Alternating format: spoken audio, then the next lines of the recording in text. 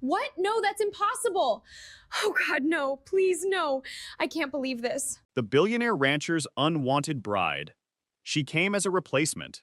She stayed as the one he ever truly wanted. Picture her standing alone on a private airstrip, mountains so enormous they seem to swallow the sky. She is holding a suitcase that doesn't belong here. Neither does she. She wore her best dress. It wasn't good enough. She packed her best suitcase. It wasn't full enough. And she was stepping off a plane in Montana, heading toward a man who had never asked for her. Her name was Mara Ellis. She wasn't the one he chose.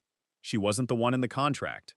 She was the sister nobody saw, and she was about to become the only woman he ever truly looked at.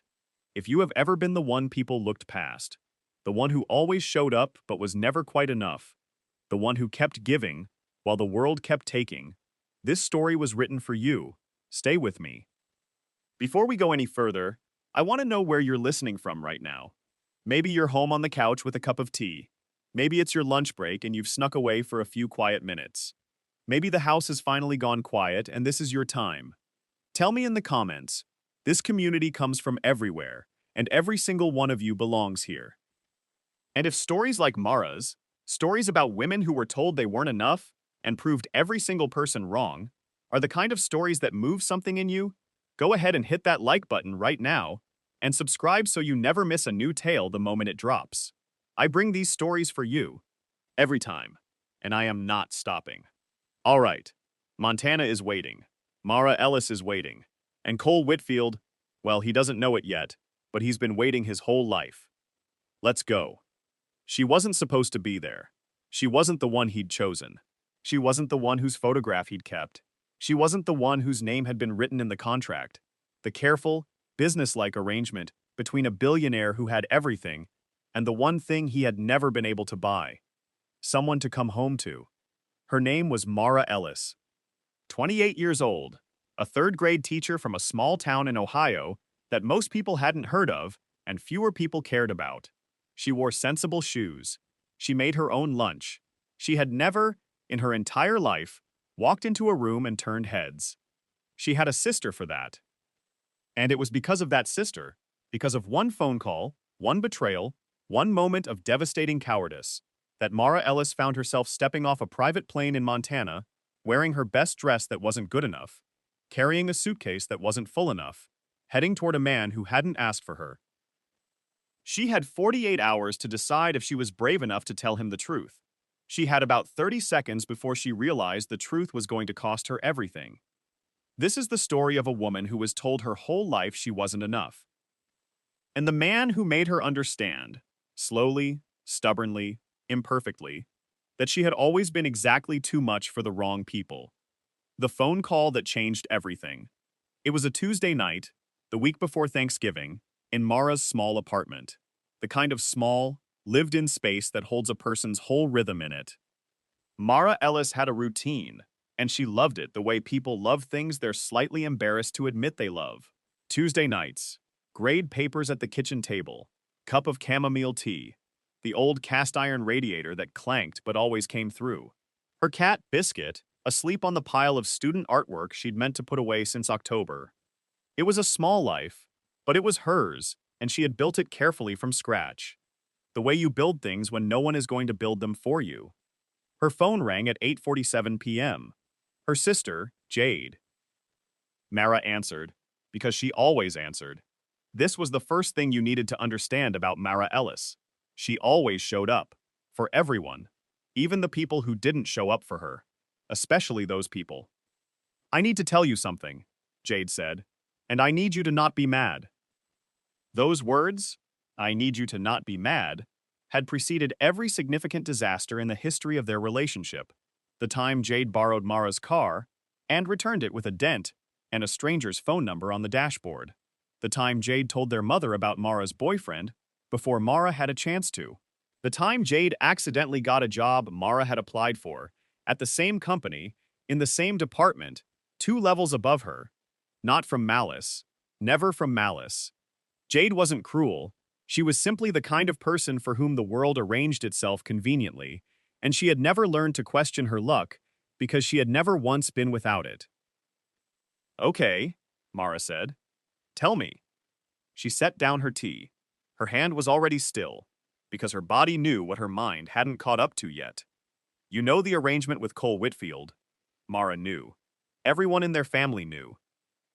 Cole Whitfield was 34 years old, worth approximately $4 billion on paper. He owned a working cattle ranch in the Bitterroot Valley of Montana that spanned 47,000 acres, which Mara could not picture, because she had grown up in a subdivision where the biggest yard on the block was maybe a quarter of an acre. He had reached out to a private matchmaking agency 6 months ago. Not a dating app, not a social media profile. A discreet, old-fashioned arrangement, the kind that still existed in certain circles, with paperwork and intentions spelled out clearly. He wanted a wife, not a trophy, not a companion for galas. He'd specified. A woman who understands that a ranch is a life, not a vacation. Someone who won't run at the first hard thing. The agency had matched him with Jade, who was 26, and luminous in photographs, and charming in exactly the way that made first impressions into permanent ones. Jade, who had been corresponding with Cole Whitfield for 3 months. Jade, who had already told their mother she thought it might actually be love. Jade, who was calling at 8:47 on a Tuesday night, saying, "I need you not to be mad." "The wedding," Mara said. "I'm not going." Silence. "I met someone," Jade said. "His name is Dominic. He's in real estate. He's—" "Mara, I know how this sounds. I know. But I've never felt like this. And the trip to Montana is in 5 days." Jade. "I know. Does Cole Whitfield know?" Silence. Longer this time. "That's why I'm calling you." And there it was. The shape of the disaster. The full architecture of it. Assembling itself in Mara's kitchen, while Biscuit slept on the student artwork, and the radiator clanked its faithful, useless clank. "What exactly are you asking me to do?" Mara asked, standing now at the window, looking at nothing, the city lights spread out below her. Jade had already worked it out with the efficiency of someone who had never had to live with her own consequences. The agency had a no-refund policy. Their father had co-signed a financial commitment as a gesture of good faith. Money they could not lose. Cole Whitfield was expecting a woman named Jade Ellis on his property in 5 days for a 2-week introductory stay. "If you go, you can explain everything when you get there," Jade said. "He's a reasonable man." The letters made him sound, "Mara, he's not scary. He's actually quite—" You read his letters and decided he deserved to be lied to. "I'm not asking you to lie. I'm asking you to go in my place and tell him the truth." "Those are the same thing, Jade." Mara closed her eyes. "Stop." She set the phone down on the table. She didn't hang up. She just stood very still and looked at the life she had built. Then she picked the phone back up. "If I do this, I'm doing it because of Dad. Not for you. Do you understand?" "Yes." "And I'm going to tell him everything the moment I see him. I won't pretend to be you. I won't use your name. I'll go as myself and explain what happened and give him the choice. That's all I'm asking. You're asking for a lot more than that. But okay." She hung up before Jade could say thank you. Because some thank yous don't deserve to be accepted.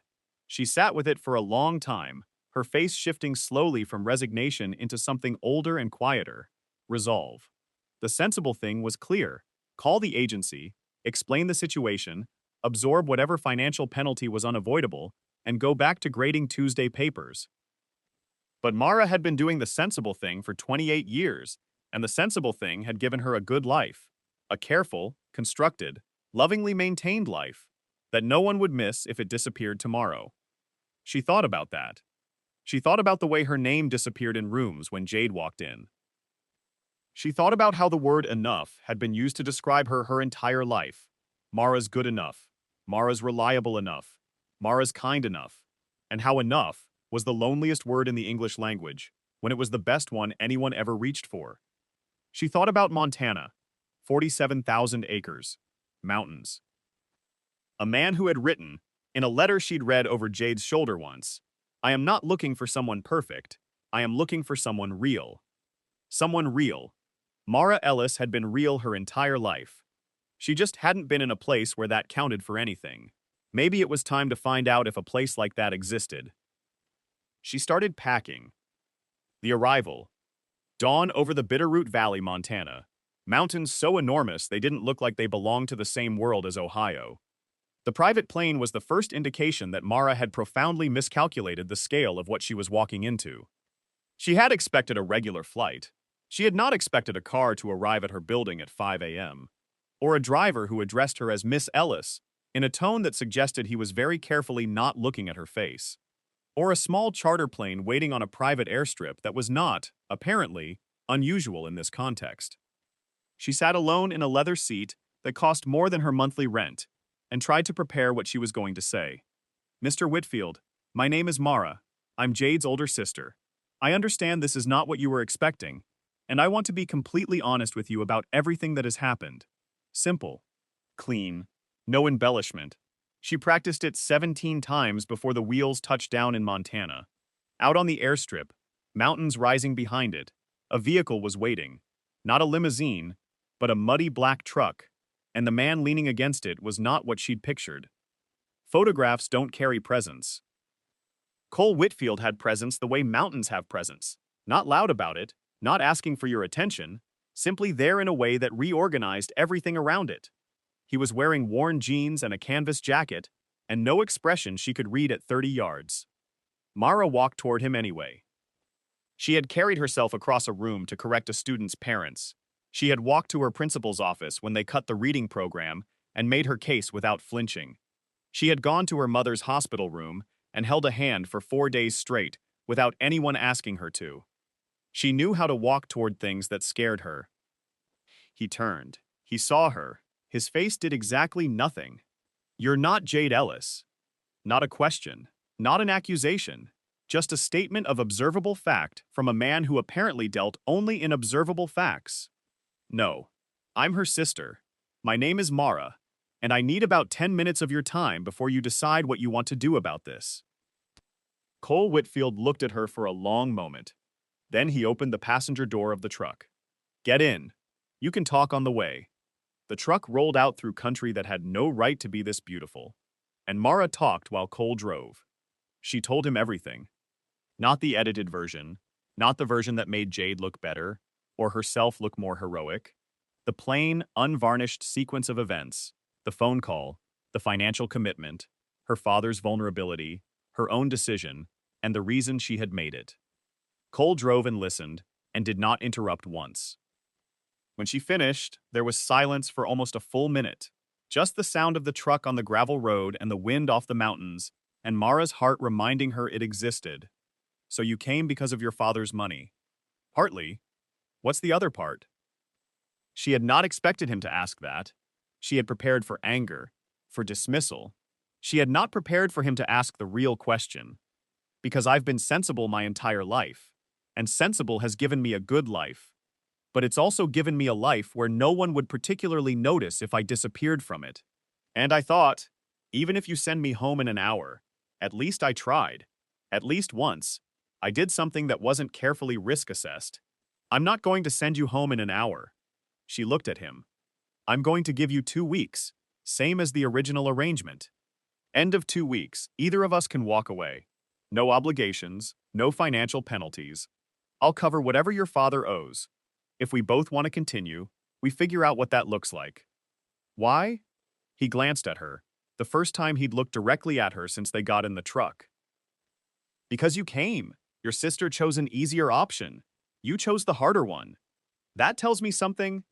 You should know, I'm not easy to live with. The ranch runs my life, not the other way around. I'm up at 4:30 every morning. I don't talk much. I have about 100 employees and several thousand cattle who all require attention I don't always have left over for anything else. I'm a third-grade teacher. I manage 26 small humans daily, on 4 hours of sleep, and a budget of nothing. I think I can handle a ranch." The corner of his mouth moved, not a smile. "But the bones of one. We'll see." And then the ranch appeared.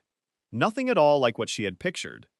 The Whitfield Ranch was 47,000 acres of working land that had been carved out of Montana wilderness 3 generations ago and maintained through sheer, bloody-minded refusal to quit.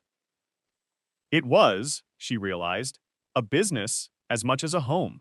A real, functioning, unsentimental business that happened to also be the most beautiful place she had ever stood in. The mountains behind it were the kind of mountains that made you feel correctly small. Inside the main house, Cole's housekeeper, Rosa, late 50s, sharp-eyed, unimpressed by everyone but kind to those who earn it, showed Mara to her room. The room was large and clean, and had a window that looked directly at those mountains. Mara stood at the window for a long time after Rosa left. She thought, Jade has no idea what she gave up. And then she thought something quieter, and older, and more honest. Neither do I. Yet. The 2 weeks. She learned to ride on a patient gray mare named Compass, who moved like she was doing a favor for everyone involved and expected appropriate gratitude. She learned that 47,000 acres is not a scenic backdrop. It is a living system with its own logic, its own rhythms, its own particular demands. She learned that Cole Whitfield woke at 4:30 and rarely stopped moving before 9 at night, and that this was not workaholism, it was stewardship. He was responsible for this land the way she was responsible for her students, completely, and without the option of a bad day. She learned that the mountains changed every hour with the light, and that watching them was something she could do indefinitely without boredom. And she learned something about Cole Whitfield that she hadn't expected. Late one afternoon, riding back from the eastern fence line, the light gone gold, the mountains doing something extraordinary, he talked about the land. Not much, not in long paragraphs, but out here, away from the house, away from staff and logistics, he talked about the land the way people talk about things they love without meaning to reveal it. Your grandfather built this, and you, what? Inherited it? Inherited the land. Built everything else. It was in debt when my father died. Significant debt. I was 23. What did you do? Figured out how. She recognized those words. She had said them the night before. Library and internet? Hedge fund, actually. Then energy contracts. Then I came back. You left? I had to. To save it, I had to leave it. Took 7 years, but I came back. And now it's yours. Now it's mine. He looked out at the land. It's the only thing I've ever wanted that I actually got. She wanted to ask about the one thing. She didn't. Not yet. On the 8th day, Rosa and Mara stood in the kitchen. Rosa made coffee the way she did everything. Exactly right, no discussion, no decoration. You're different from what I expected. What did you expect? Jade? Rosa glanced over. Your sister sent a photograph. Very beautiful girl. She is. So is her sister. Rosa said it the way she said everything. Plainly, factually, as observation rather than compliment. The difference is, beautiful girls know when they're being looked at. She glanced at Mara. The other kind, they're too busy looking at everything else. Is that good or bad? On this ranch, Rosa said, it's everything. By the 10th day, Mara had been 3 hours deep in the operations center, teaching herself the ranch's software, an inventory and logistics system that tracked cattle health records, grazing rotations, and feed schedules, because she had asked Dex who was responsible for data entry, and Dex had said whoever's got time, in a way that made it clear nobody had time, and she had said, I've got time.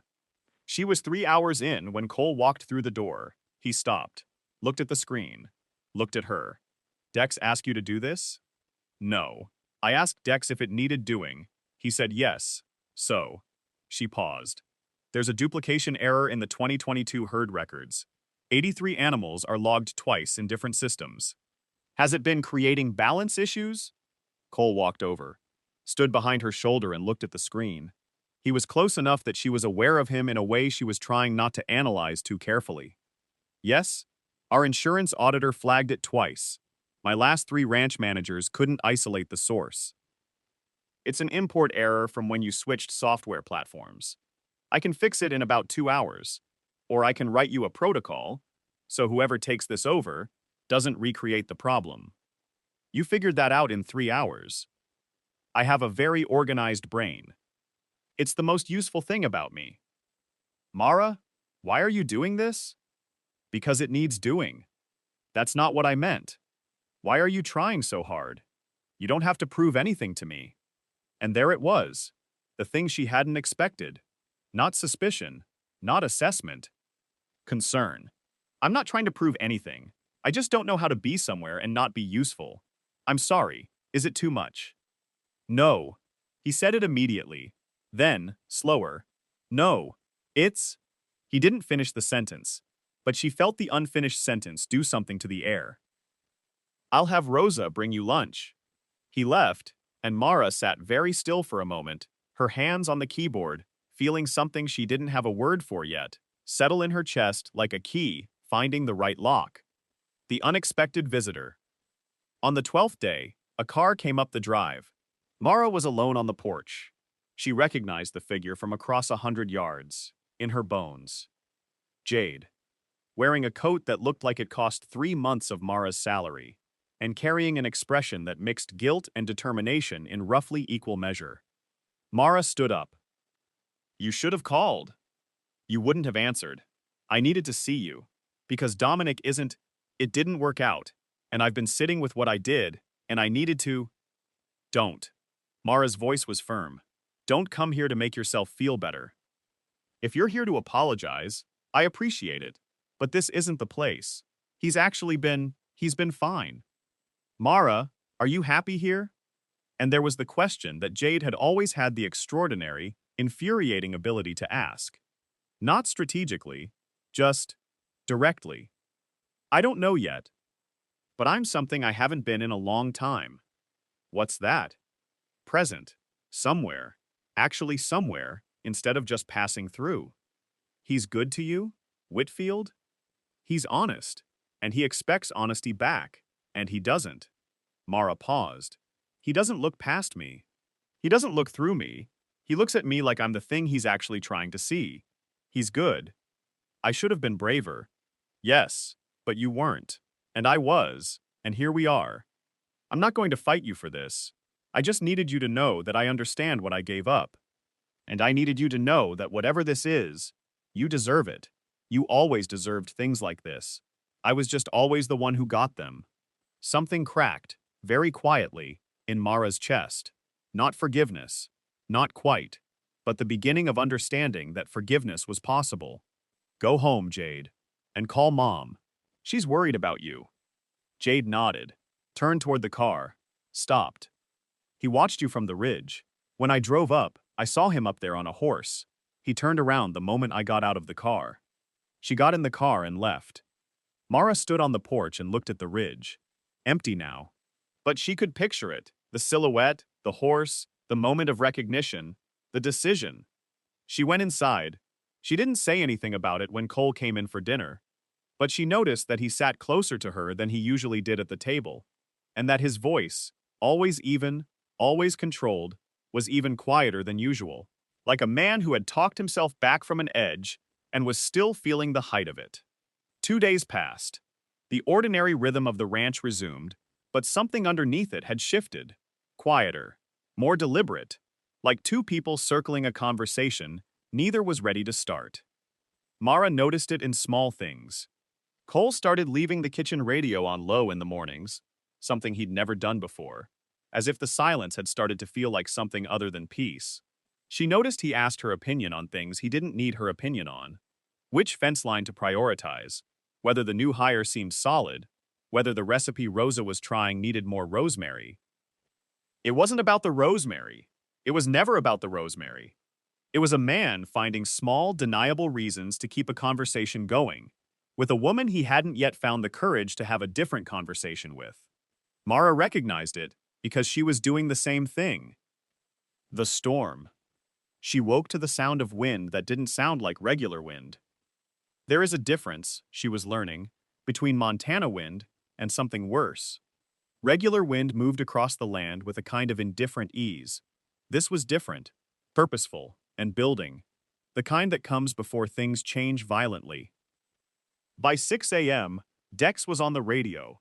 By 6:30, Cole was in the operations center with 3 of his senior hands, looking at weather radar and making rapid, precise decisions with the calm of someone who had done this before and not enjoyed it, but survived it. 3,000 cattle needed to be moved. The lower pastures would flood if the creek rose the way the radar suggested.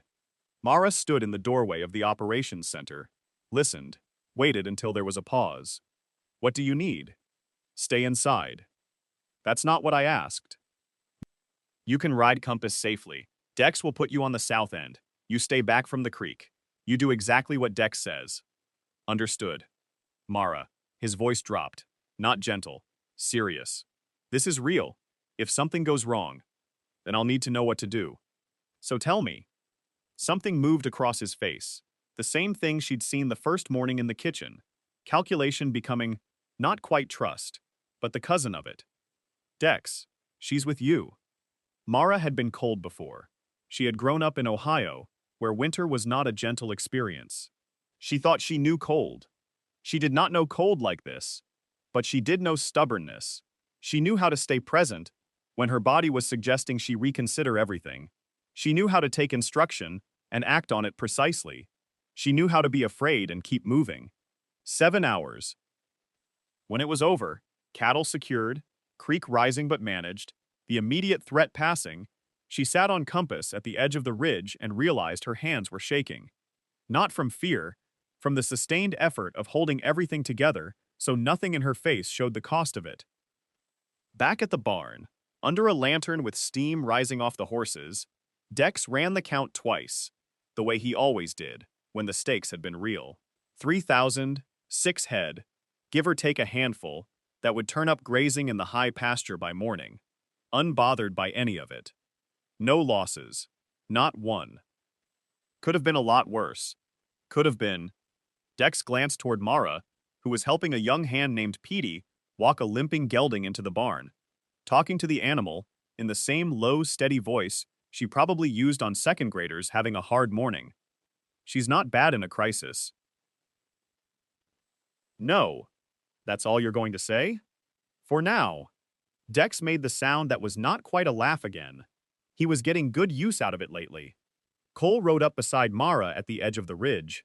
Neither of them spoke for a moment. You stayed back from the creek.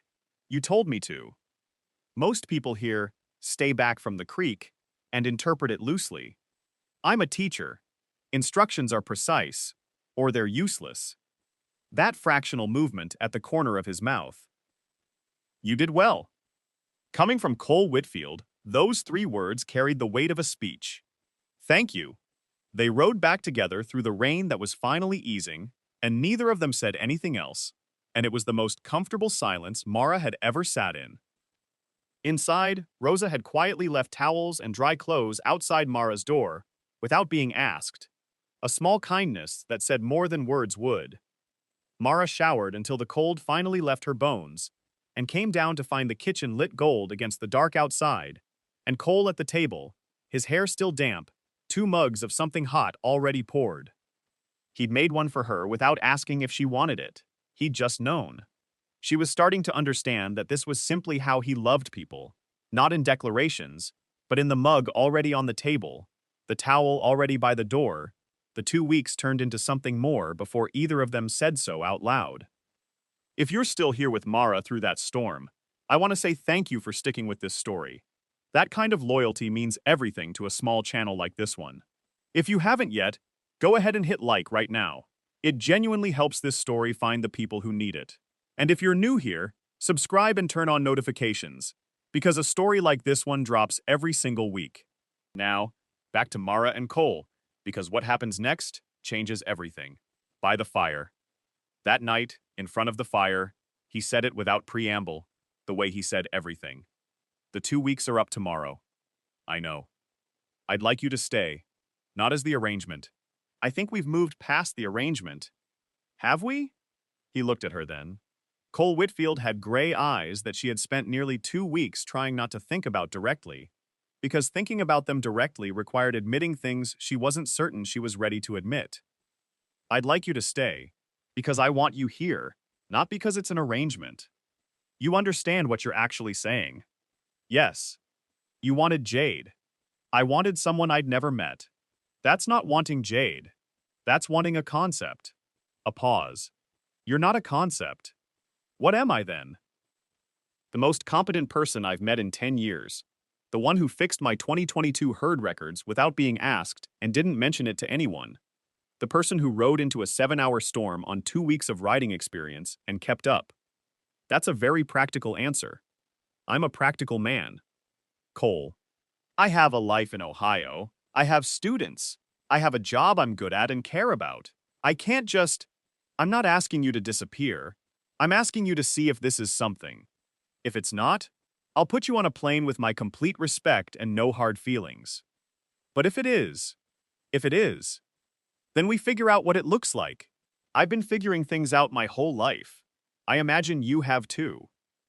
The fire crackled. A very long silence. I'll stay another 2 weeks. He nodded once, looked back at the fire. Good. Like he'd expected this outcome and was simply confirming it. She went back to her book, but she wasn't reading anymore. Neither was he. Something is wrong. It started with the cattle records she'd fixed. She found the discrepancy herself, 3 days later, a re-importation of the same corrupted data she'd already removed. Not an accident. Accidents don't cover their tracks. She went to Cole with the evidence at 7 in the morning. When? Sometime in the last 48 hours, someone accessed the system with Dex's login credentials. Dex didn't do this. I know. His credentials were used. He wasn't the one who used them. Cole called Dex in. They went through the access logs together. The intrusion had been sophisticated. Someone who knew the system. Someone inside. There's been a land offer. 3rd time in 18 months, Dex said. Caldwell Energy. They want the mineral rights to the eastern 40,000 acres. Cole's refused twice. What happens if the operation looks financially unstable? Mara asked. An audit, Cole said. An audit triggered by inconsistent records could flag us for breach of our primary lending agreement, which would put our refinancing terms at risk, which would make the operation look vulnerable. The words sat in the room. They're not trying to buy you out, Mara said. They're trying to destabilize you until you have no choice but to sell. Silence. She helped because she could, because she had a talent for patterns. And what was happening to the Whitfield operation was a pattern, not random disruption, but calculated pressure, applied at the exact points where it would do the most damage. She cross-referenced staff schedules against access logs. She cataloged the timeline of small operational problems over the past 6 months and mapped them against Caldwell Energy's negotiation timeline. The picture that emerged was clear and cold and very, very deliberate. She brought it to Cole on the 3rd night. You put this together. Yes, in 3 days. I had a good system to work from, and I understand how people hide things. 26 3rd graders. It's good training. The employee, Grant. He transferred in from a Caldwell subsidiary 8 months ago. The pattern starts 8 months ago. I need to call my lawyer. Yes? He stopped at the door, turned back. Mara, you understand this might get ugly. There could be legal proceedings. Caldwell has resources, and he doesn't like losing. I know. You don't have to. Cole, I fixed your records and found your saboteur. I think we're past the point where you ask me if I want to be involved. The thing she had been watching build in his expression for 3 weeks finally broke the surface. Not hidden anymore, not contained, just there. Yes, I think we are. He left. And Mara sat alone in the operations center at 10 o'clock at night, surrounded by the evidence of a threat that was larger than she'd signed up for, and felt, not afraid, not overwhelmed, needed. Not in the exhausted, obligatory way she'd spent her whole life being needed. Needed the way you need someone you've chosen, someone who brings something real to the room and stays in it. It was, she was discovering, an entirely different feeling. The women at the fundraiser. It was a charity fundraiser in town, held in the event space above the hardware store. Cole wore a suit that looked like it had been put on under protest and immediately started working the room in the way of someone who does social obligation competently but without pleasure. Mara stayed close, met people, smiled, answered the questions she'd been practicing for 3 days. Yes, I'm from Ohio. 3rd grade. Yes, it's very different. Yes, the mountains. I know, I say something embarrassing every time I see them. She was doing fine. And then the women arrived. 3 of them. Beautiful, precise, expensive, moving toward them with focused intent. The leader was a woman named Veronica Caldwell, late 40s. Striking. She had the posture of someone who had been the most important woman in a room for so many years that she had stopped noticing it. Cole Whitfield. Always a pleasure.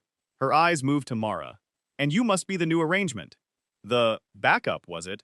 We heard your sister was the original choice. The word backup dropped into the room like a stone into water. Mara felt the ripples, felt Cole go still beside her.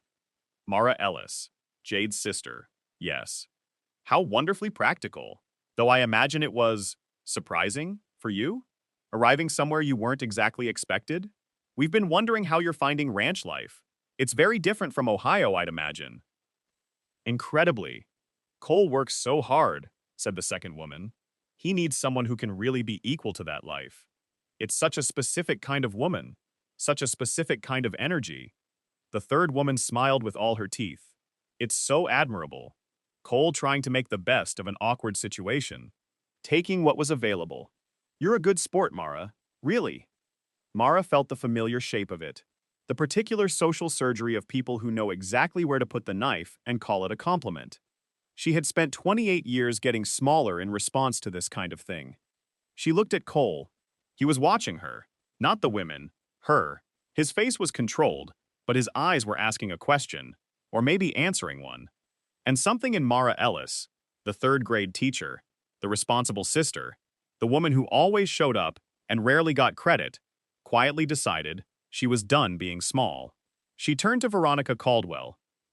You know what I love about third grade? Children that age haven't learned to be unkind yet, in ways they can hide. If they don't like you, they say so directly. It's remarkably honest. A small pause. I find I prefer it to the alternative. Veronica's smile went very still. I'm sure Cole appreciates your frankness. I think he does, actually. She turned to Cole. Are you ready to go speak to the Andersons? I think you said they were expecting us. There were no Andersons. Cole understood this instantly. He offered Veronica Caldwell a nod that was precisely polite and nothing else. Ladies, and they walked away. By the windows, away from the crowd, Cole asked, Anderson? I needed an exit. Fair. A beat. Mara. His voice was low. Close. What they said was, I know what it was. I'm fine. You don't have to be fine. I'm used to it. She said it before she could stop herself, and immediately wished she hadn't, because it was too honest, and she could see it land in him like something he'd file carefully and not forget. You're used to being made to feel like second choice. Occupational hazard of being the sister, people don't see first. She kept her voice light. I see you first. Simple, direct. The way he said everything. Cole Whitfield was not a man who said things he didn't mean. She understood this about him, with complete certainty after 3 weeks. He was too honest for decoration, and too precise for accident. He had said, I see you first. And the thing she had been carefully not feeling for 3 weeks arrived all at once, like the mountains arriving on the horizon, something too large to ignore and too real to keep calling by any other name. Let's go home. She nodded. They drove home through Montana dark, the mountains invisible but present, and Cole drove with one hand on the wheel, and after a while his other hand, without comment or ceremony, found hers. He held it the rest of the way. She let him. The truth and the confession. Grant, the compromised employee, was let go pending investigation. Cole's lawyer, a calm, quietly terrifying woman named Patricia, drove up from Missoula and immediately started dismantling Caldwell Energy's strategy with the precision of someone who had been waiting for this specific opportunity. The disruption campaign was exposed. The record's falsification was traced. 2 other ranchers came forward with similar stories. Caldwell's third offer was formally withdrawn. And in the middle of all of it, in the operations center at 8 o'clock on a Thursday morning, Mara was updating the herd records when Cole came in and sat down across from her and said, I need to tell you something. She looked up. I called the matchmaking agency before you arrived. When I found out Jade wasn't coming, they told me the full story. I knew who you were before you got off the plane. You knew. I knew you were the sister. I knew the financial situation. I knew you'd come of your own choice. And you still. Why didn't you say anything? Because I wanted to see who you were, not what you were here to correct, not the apology for what your sister did. You. I wanted to give you the space to be yourself, without the weight of it. That was unusually perceptive. I've been told I occasionally manage it. You've been watching me for 3 weeks, knowing I thought I was explaining myself to you. You were explaining yourself to me. I was just already past the explanation. I was watching who you were after the explanation. And? You want my honest answer? I always want your honest answer. He was quiet for a moment, not searching for words. Cole Whitfield always knew what he wanted to say. He was deciding whether to say it. You are the most capable, most present, most genuinely real person who has been in this house in the 12 years I've owned it. You rebuilt my filing system, found my saboteur, rode into a storm on 2 weeks of experience, and stood down 3 of the most unpleasant women in this county without once raising your voice. A pause. And you did all of that while believing you needed to earn the right to be here. I did need to earn. No, you didn't. That's what I'm telling you. You showed up. That was enough. Everything else was you being you. And that is more than enough, Mara. More than I asked for. More than I expected.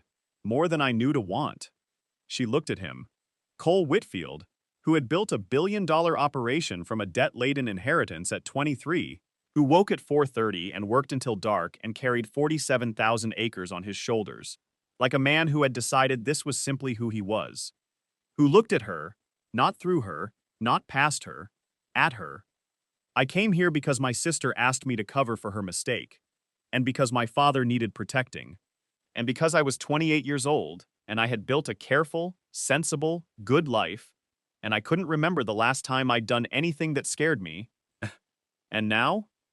And now I have done approximately 17 things that scared me, and none of them were as scary as this. This? This conversation. The thing I have been not saying for 3 weeks, because saying it out loud makes it real. And if it's real, and it doesn't, I don't want to go back to sensible, Cole. I don't want to go back to Ohio and grade papers and build the careful life that disappears if I leave it. I want stay.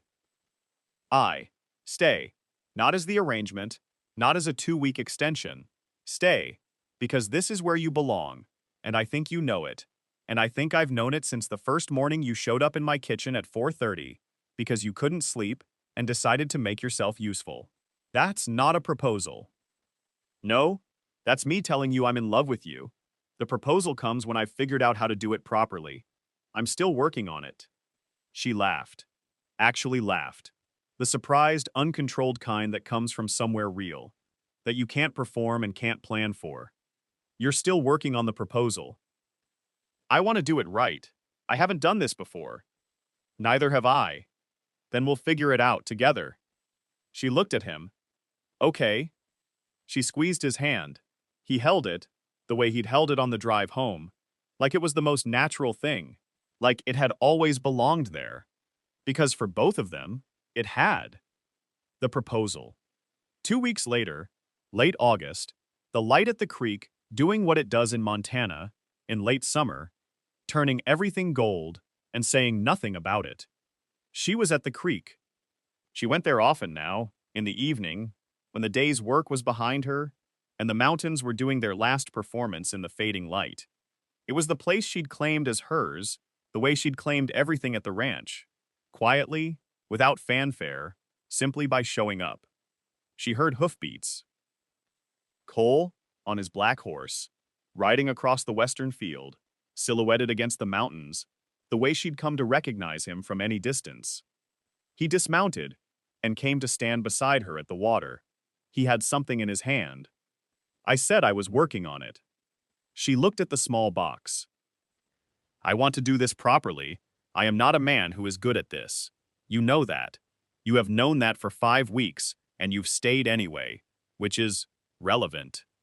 Is this the proposal or the preamble? It's both.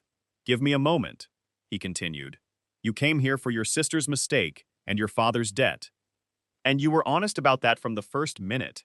And what you didn't know, What I didn't tell you then is that I made my decision in the truck, on the drive from the airstrip, before you'd finished explaining, because you were explaining honestly, which was the one thing I had asked for in an arrangement, and somehow never expected to actually receive. He opened the box. A ring, not extravagant, precise, a slim band with a single stone that caught the last of the light and held it. You are not second choice. You were never second choice. You are the thing that was always supposed to happen and would have found its way here eventually regardless. A pause. I believe that. I'd like the chance to spend a long time proving it to you. She looked at the ring, then at him, at those gray eyes that had been looking at her, really looking, seeing her, for 5 weeks. You said you weren't good at this. That was better than I expected. Significantly. Yes. He put the ring on her finger. It fit perfectly. I want to keep teaching.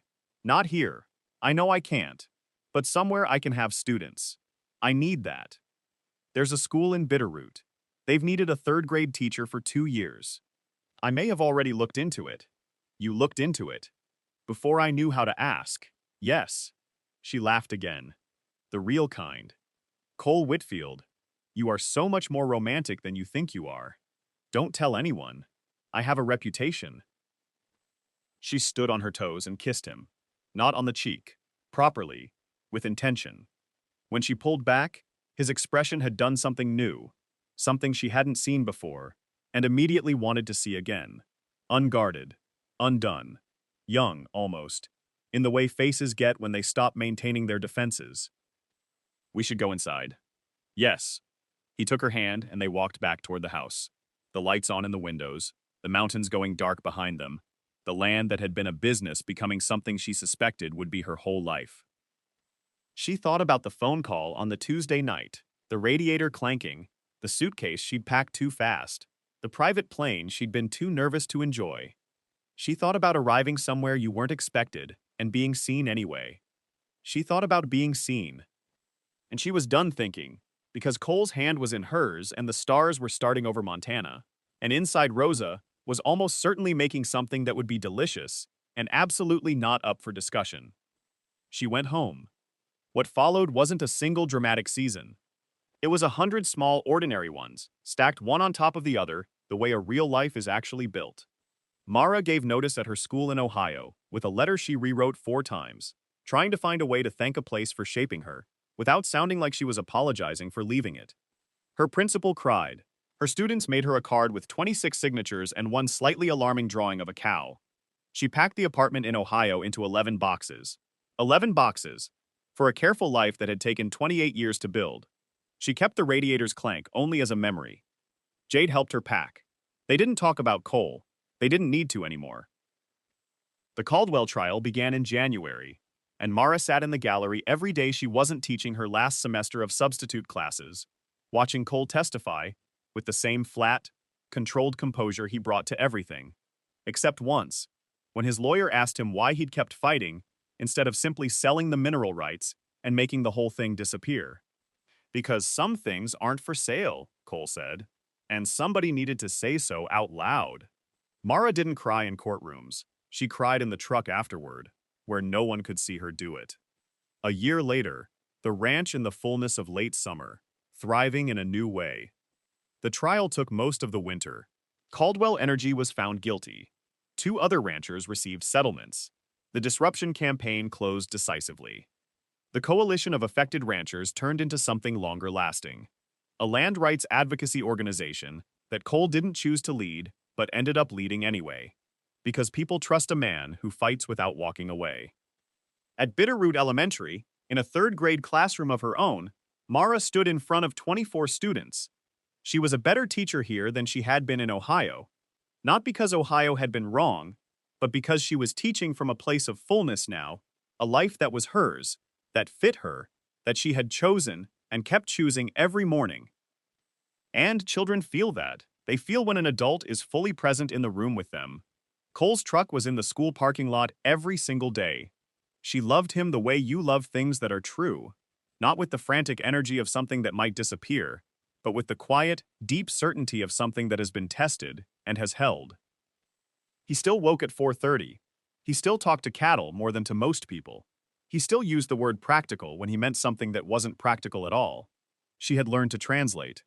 In the evenings, at the creek, a year into the life she'd chosen, she thought about Tuesday nights in Ohio, the chamomile tea, the radiator, the careful life. She did not miss it with grief. She held it with gratitude for being the thing she'd come from, the ground she'd been rooted in before she was transplanted. But this was the ground she'd grown in. This water, these mountains, this man, this self, the one she'd discovered when she stopped letting other people decide what she was. And then, as he always did, as if the land itself knew to send him when she needed him, Cole appeared.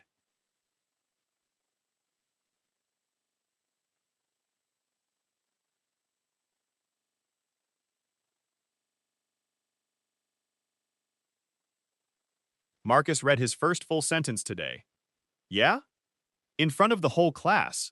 He was so proud he shook. Must be something. Watching someone become something. It's everything. It's the whole job. He put his arm around her.